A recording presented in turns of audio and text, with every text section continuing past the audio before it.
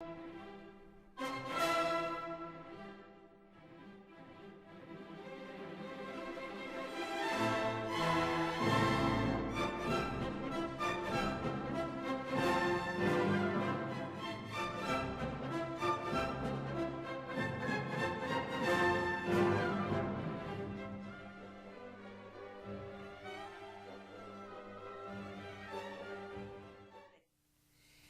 again. Welcome to another exciting episode of Angels, Fairies, and Witches. I'm your host, Michelle. And I'm Laura.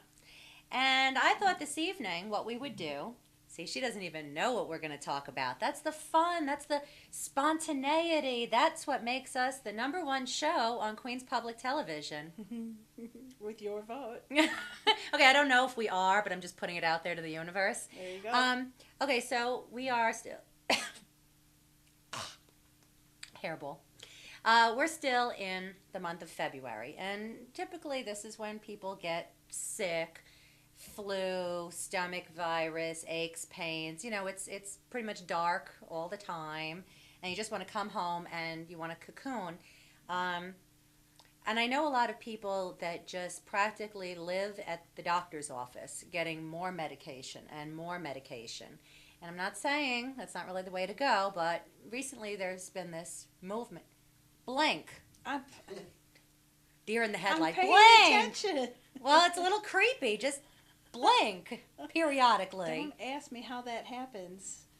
Really, it's weird. People blink all the time, you know. Why I get so zoned out is beyond me. Okay.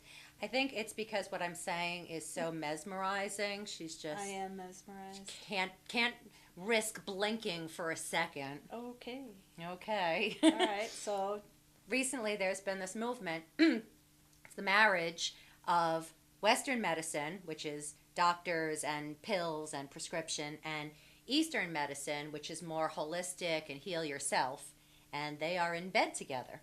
So we're going to show you a couple of healing remedies. I thought this would be a nice opportunity also for you to talk about your Reiki. The first thing I want to talk about, and it's not often I have my little cue cards, but I want to make sure I get this 100% right. First thing I want to talk about is an Indian practice known as Reflexology. Blinking. Blinking.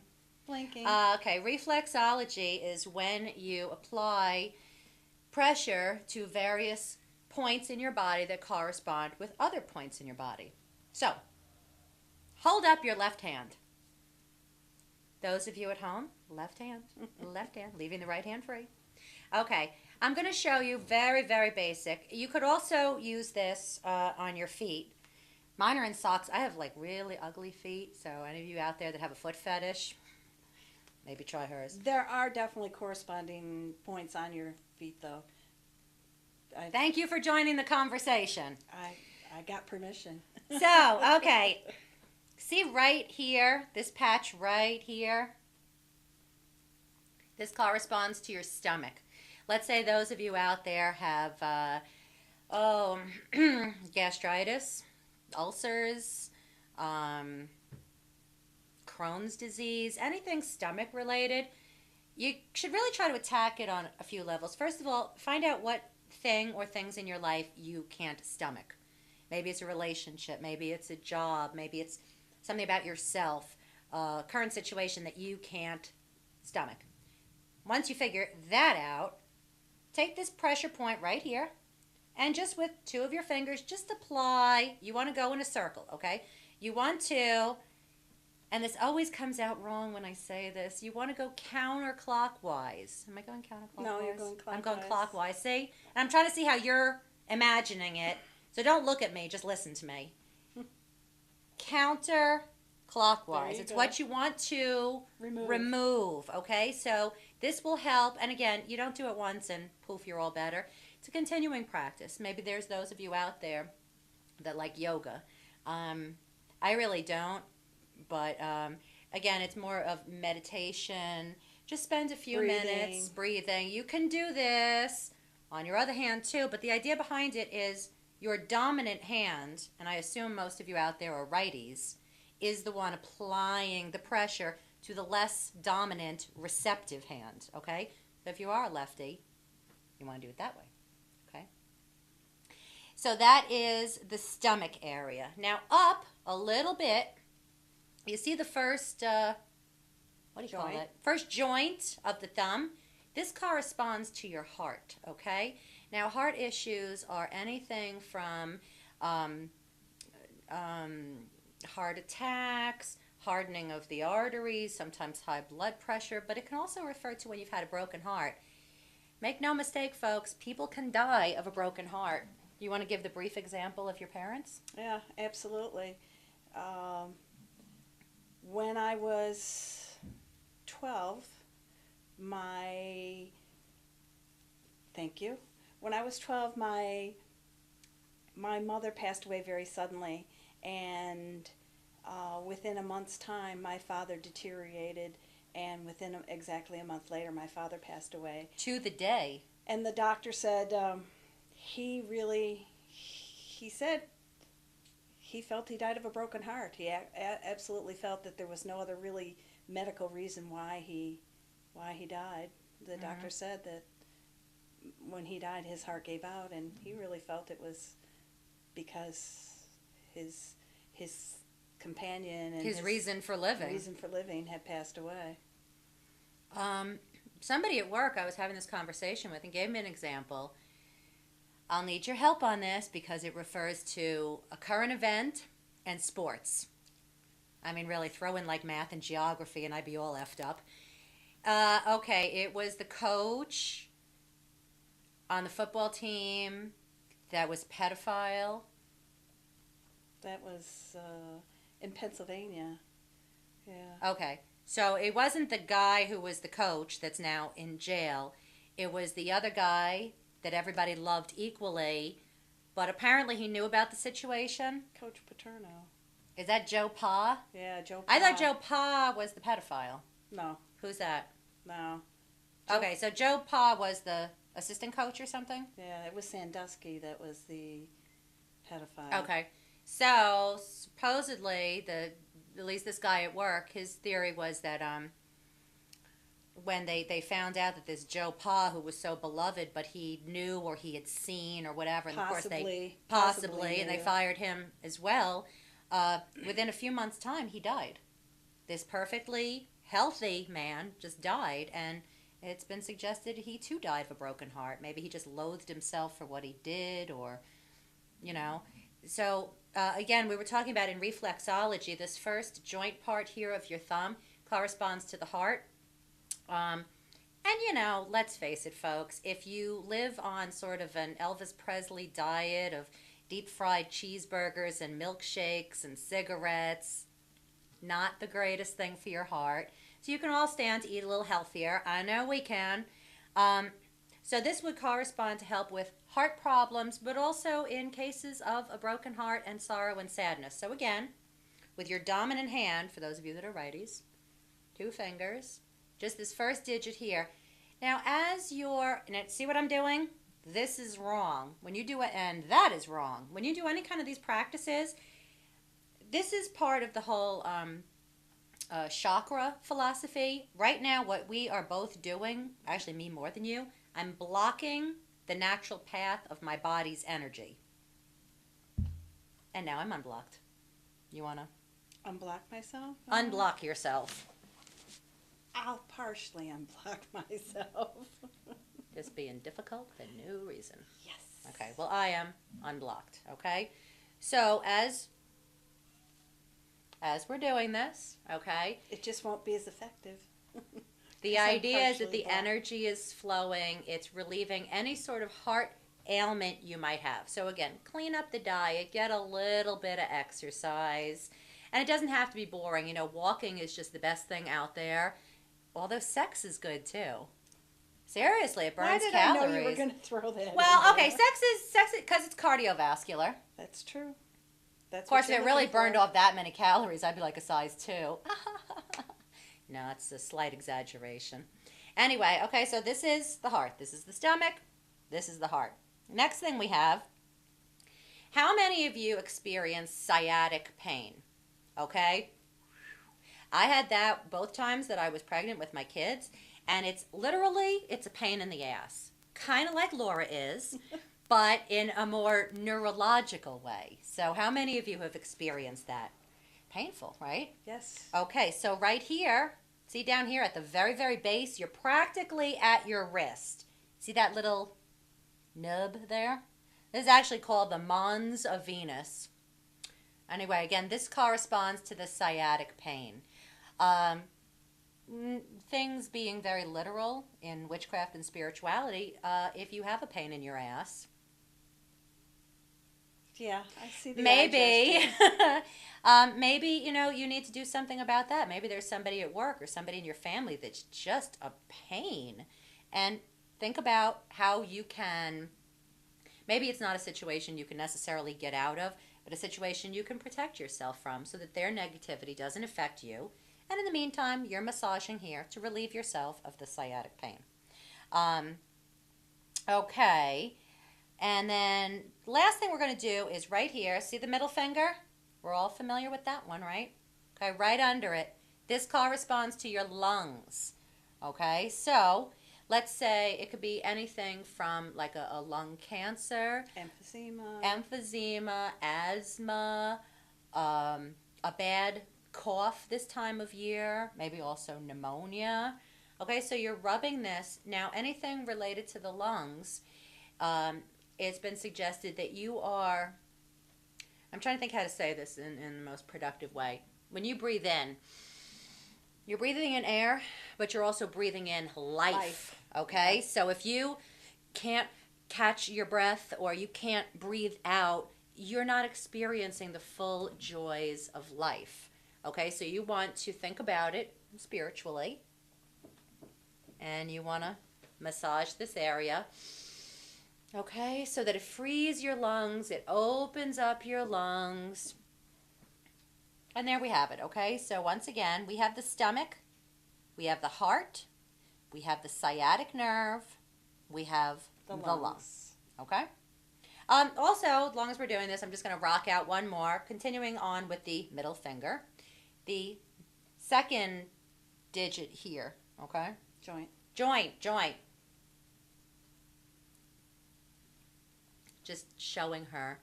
The second joint here corresponds to your eyes, okay? If you have eye problems, like, give me some eye problems.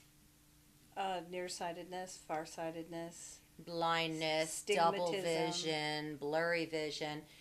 It also has to do with there are certain things in your life you don't want to see or you're not seeing clearly.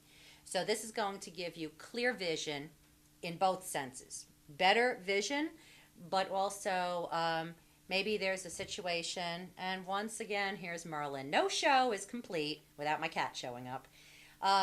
Maybe there's a situation you're not looking at clearly, a person, a job, something like this. So this is going to clear up your vision here and here. As long as we're on the subject of vision, this is something I've really wanted to, you can stop. Okay.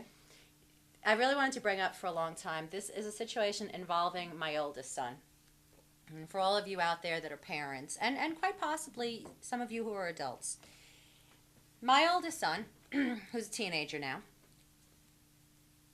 ever since about kindergarten, I was told by teachers that he's a very nice kid, and he's a very smart kid, but he will not focus on work, and his penmanship is awful.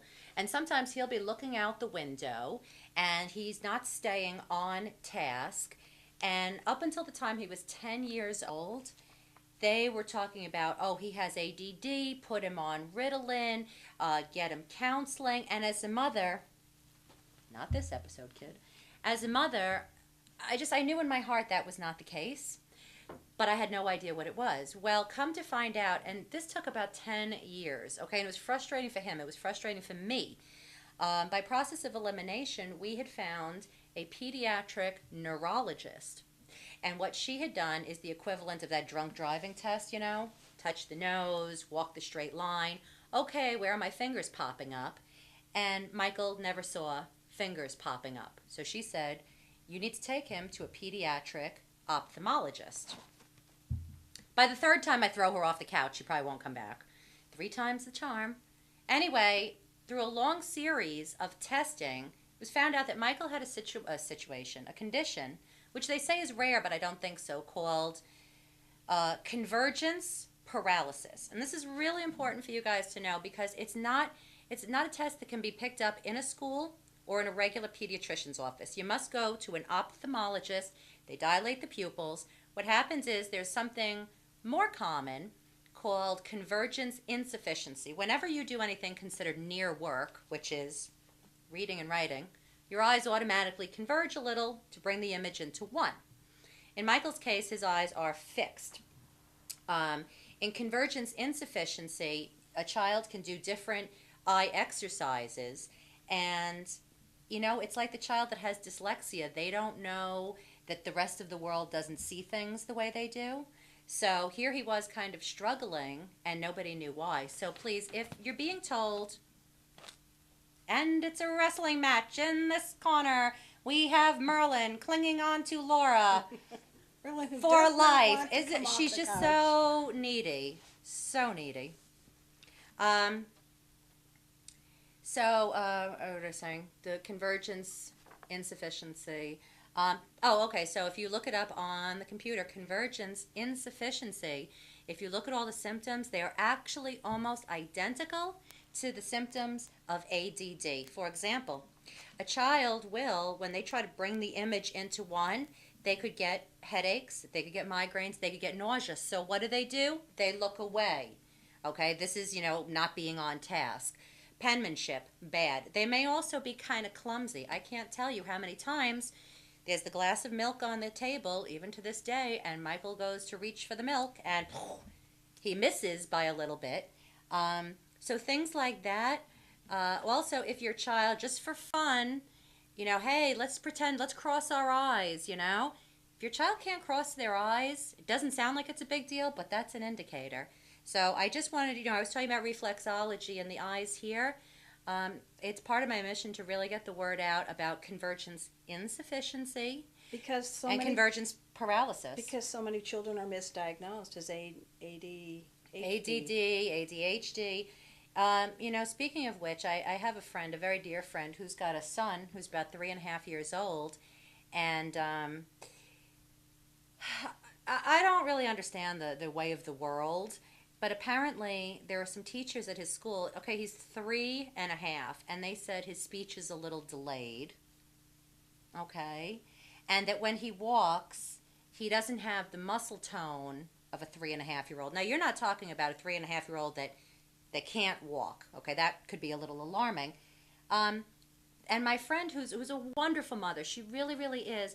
But now she's got this 3.5-year-old in speech therapy, physical therapy, occupational therapy, counseling. Now she's exploring different medications, and her reason behind it is, it's if you say you want your child to have a very enriched life, we all do. But she wants him to be just like his peers, maybe even better.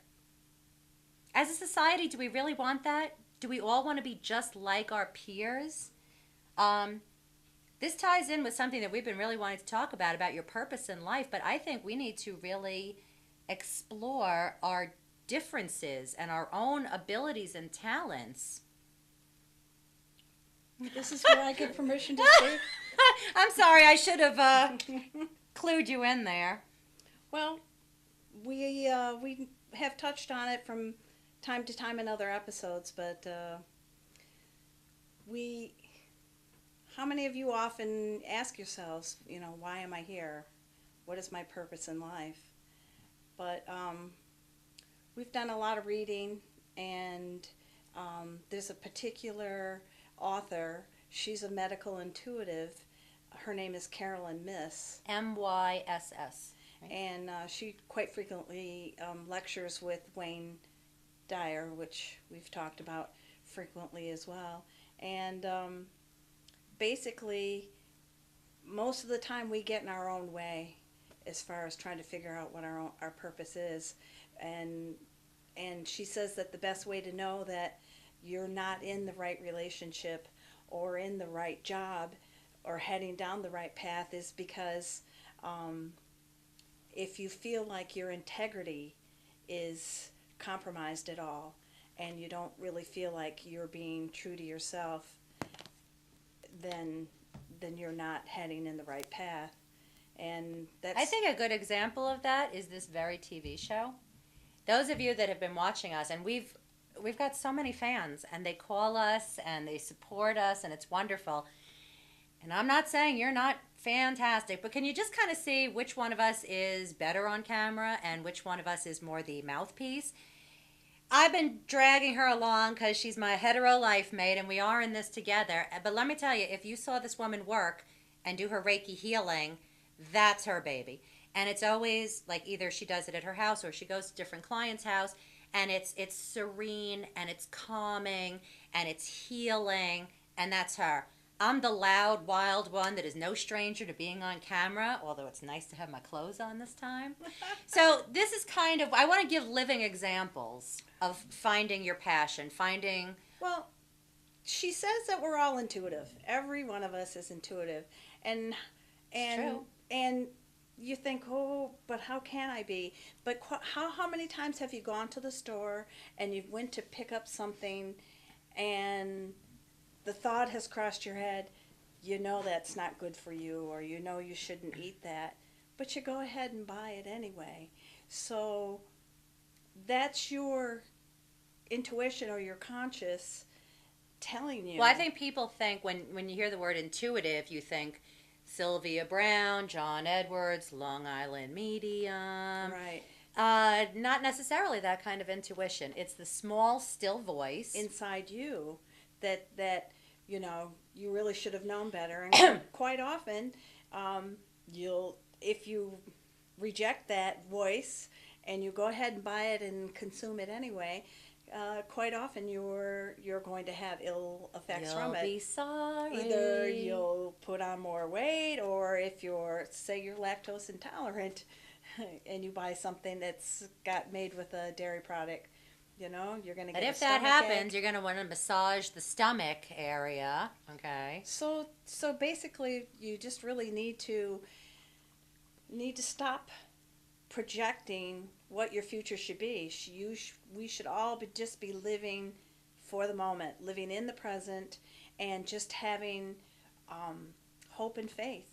And don't live your lives for anybody else. I can give two examples of that. One is one of my ex-husbands, who's a lawyer, and he became a lawyer because in his family they were doctors and lawyers. They were professionals. But the thing is, as a lawyer, he sucks. He really, really does. But this man is so handy. He can build, fix, create. He can envision something. He's musically inclined. And he plays the violin. He's incredibly musically inclined. And I would say to him when we were married for that brief period of time, quit your job as a lawyer, you know, do the handyman stuff, do the music. It's what he has a passion for. It's what he's excellent at. But yet he would not give up the status of being a lawyer, even a sucky one. So the other thing I want to mention is your children, okay? How many of you, well, kind of like what happened to my ex-husband, you want your kids to grow up and be doctors, lawyers.